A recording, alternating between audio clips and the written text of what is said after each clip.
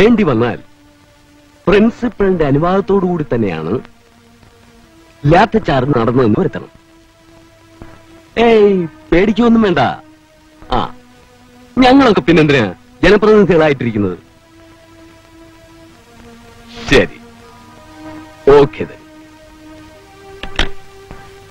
മിക്ക കോളേജുകളിലും പ്രതിപക്ഷ വിദ്യാർത്ഥി യൂണിയന്റെ സ്ഥാനാർത്ഥികളാണ് ജയിച്ചിട്ടുള്ളത്. ഇതത്ര നിസ്സാരമായി തള്ളിക്കളയാനാവില്ല. പ്രത്യേകിച്ചും അടുത്തു തന്നെ പാർലമെന്റിലേക്കും അസംബ്ലിയിലേക്കും തെരഞ്ഞെടുപ്പ് വരുന്ന സ്ഥിതിക്ക്.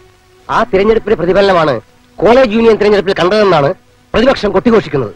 അവര് പറയുന്നത് ഏറെക്കുറെ ശരിയാണെങ്കിലും അങ്ങനെ വിടുന്ന അപകടമാണ്.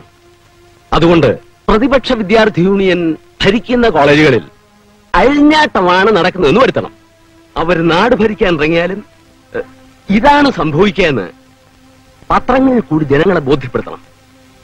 എന്നാലേ പ്രതിപക്ഷത്തിന്റെ മാറിയ പ്രതിച്ഛായക്ക് മങ്ങലേൽക്കൂ. അടുത്ത തെരഞ്ഞെടുപ്പിൽ നമുക്ക് വീണ്ടും ജയിക്കാനാവൂ. അതിനുവേണ്ടി നമ്മുടെ പിള്ളേരെ ഇളക്കി വിടണം.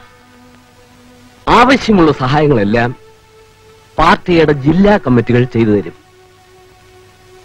വിദ്യാഭ്യാസം അല്പം പൊളിഞ്ഞാലും സാരമില്ല, നമ്മൾ ജയിക്കണം.